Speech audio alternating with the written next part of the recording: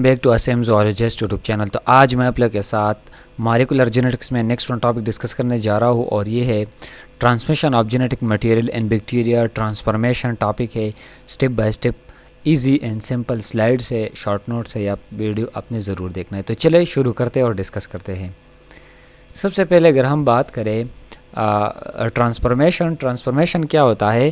Transformation असल में हमारे पास जेनेटिक रिकम्बिनेशन होता है in bacteria is when they exchange और absorb DNA from other bacteria से। जब ये एब्जॉर्ब करता है या एक्सचेंज करता है डीएनए से, क्या करते हैं, इसे ट्रांसफॉर्मेशन कहते हैं। Genetic recombination bacteria through the absorption of naked DNA, इसे कहते हैं transformation. This help them acquire new traits, इससे न्यू ट्रेड्स इसमें बनते हैं।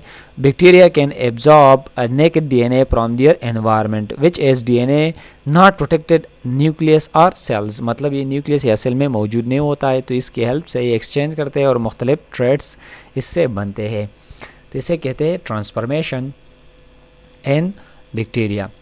डिस्कवरी बाय फ्रेडरिक ग्रिप्थ की अगर हम बात करें, इसने डिस्कवरी की Griffith's experiment with Streptococcus pneumonia demonstrated the transfer of genetic material between different bacterial strands। अब इसने डिस्कवर किया फ्रेडरिक ग्रिप्थ ने एक्सपेरिमेंट की, ये एक किस्म का नमूनिया है स्ट्रेप्टोकाकस नमूनिया, इस पर इसने एक्सपेरिमेंट की। इसमें क्या होता है, जेनेटिक मटेरियल ट्रांसफ़र होता है बैक्टीरियल स्ट्रैंड के दरमियान। तो इसने डिस्कवरी की इस ट्रांसफॉर्मेशन की, जेनेटिक मटेरियल का ट्रांसफॉर्म होना। अब इसमें टू पाम है, एक होता है एस एंड दूसरा होता है आर पाम। इस पाम क्या होता है, S form bacteria are pathogenic and have smooth colony appearance. ये क्या होता है, इस पाम हमारे पास ये पैथोजेनिक होता है, मतलब वायरलेंट होता है, वायरल मतलब ये इन्फेक्शन काजिंग है। And have smooth colony appearance, और ये लुक मतलब अपीयरेंस में स्मूथ है। वाइल आर पाम क्या होता है, bacteria lack a polysaccharide coat and और नॉन वायरलेंट, और ये नॉन पैथोजेनिक है, और ये असल में ये इस पर जो पॉलीसेकेराइड होता है ये कोट मौजूद नहीं होता है, इसे आर पाम कहते हैं। स्मूथ एंड आर्मिन रब। नेक्स्ट है ग्रिप्थ ने एक्सपेरिमेंट की। सबसे पहले इसने इन्फेक्शन विद एस्ट्रेन की हेल्प से इसने इन्फेक्शन काज की। Mice infected with S palm bacteria died of blood poisoning.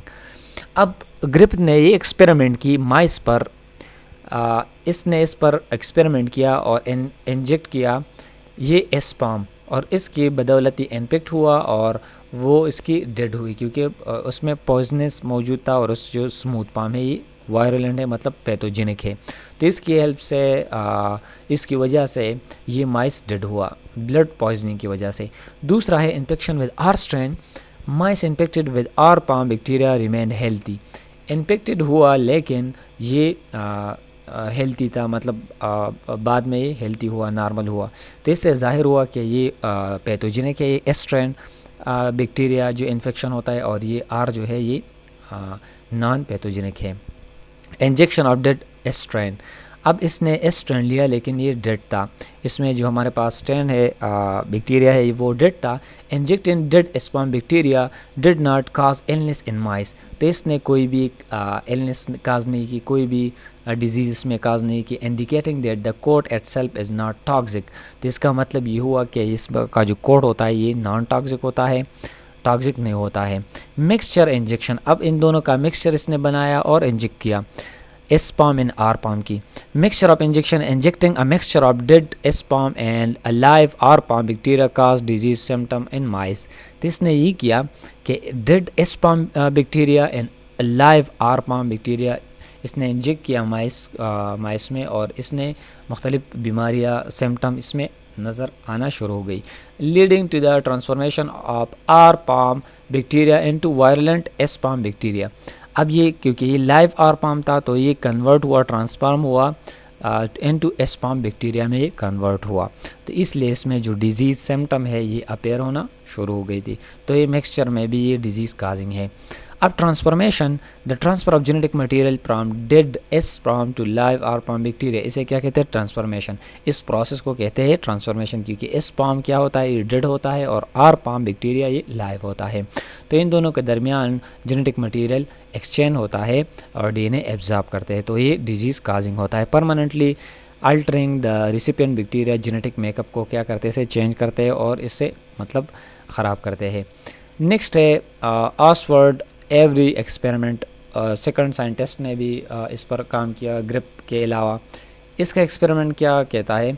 Every and colleagues showed that DNA is responsible for the transferring principle and streptococcus pneumoniae. इसने भी ये कहा कि ये डीएनए रिस्पॉन्सिबल होता है, जितने भी इसके जेनेटिक मटेरियल जब ट्रांसफ़र होते हैं तो इसके लिए डीएनए रिस्पॉन्सिबल होता है। मैकेनिज़्म ऑफ ट्रांसफॉर्मेशन, ये कुछ इसके प्रोसेस होता है। एक होता है नेचुरल कंपिटेंस। नेचुरल कंपिटेंस में क्या होता है? Some bacteria species have natural competence, कुछ होते हैं मतलब नेचुरली ये होता है carrying genes that allow the uptake of foreign DNA across the cell membrane. ये नेचुरली क्या करते हैं? मतलब इसमें जीन होता है, जो डीएनए होता है फॉरेन डीएनए, इसमें ये जीन कैरी करता है। जितने भी सेल होता है ये नेचुरली होता है बैक्टीरिया में। डीएनए कैन बी डिग्रेडेड और रिकम्बाइंड विद द क्रोमोसोम, तो इसमें ये नेचुरल कंपिटेंस में होता है, नेचुरली इसमें डीएनए होता है और ये कैरी करता है ये जीन्स। नेक्स्ट है artificial competence. Laboratory procedures can make cells permeable to DNA. अब ये डीएनए क्या होता है सेल में, मतलब ये आर्टिफिशियली ये इससे मतलब इंजेक्ट करते हैं थ्रू लेबोरेटरी प्रोसीजर्स। इसमें आते हैं number first one is artificial में chilling and heat shocking. Cells are chilled with divalent cations, में ये मतलब डाइल्यूट करते हैं। Incubated with DNA and briefly heated shock to allow DNA entry, तो इसको हीट शॉक देते हैं, इसकी हेल्प से ये डीएनए एंट्री होता है परमिएबल, मतलब सेल्स परमिएबल होता है और फिर इसकी डीएनए एंट्री होता है, तो ये आर्टिफिशियली होता है। वर्क फॉर सर्कुलर प्लाज्मेट में ये मतलब काम करते हैं, जो सर्कुलर प्लाज्मेट जेनेटिक मटेरियल होता है इसके लिए काम करता है ख़ास तौर पर। Electroporation, brief electric shocks create hole in cells. अब नेक्स्ट प्रोसेस में ये क्या करता है? इलेक्ट्रोपोरेशन करता है, इसमें ये छोटे छोटे होल जिसमें बनाते हैं शॉक, इलेक्ट्रिक शॉक की वजह से सेल में, तो इसकी हेल्प से ये प्लाज्मेट डीएनए जो होता है ये एंट्री होता है सेल में। Membrane repair mechanism close the holes, और फिर ये एक मैकेनिज्म होता है जिसे मेम्ब्रेन रिपेयर कहते हैं, और ये इस होल्स को दोबारा बंद करते हैं ताकि डीएनए वापस ना जाए। तो ये कुछ मैकेनिज्म थी ट्रांसफॉर्मेशन की, कि किस तरह जेनेटिक मटेरियल ट्रांसफॉर्म होता है एक बैक्टीरियल से दूसरे में। तो ये थी कुछ basic terminologies about transformation and genetic material and bacteria. उम्मीद करता हूँ कि एपिसोड को लाइक करेंगे, दूसरे के साथ शेयर करेंगे और हमारे यूट्यूब चैनल को ज़रूर सब्सक्राइब करेंगे। Thank you so much for watching, bye.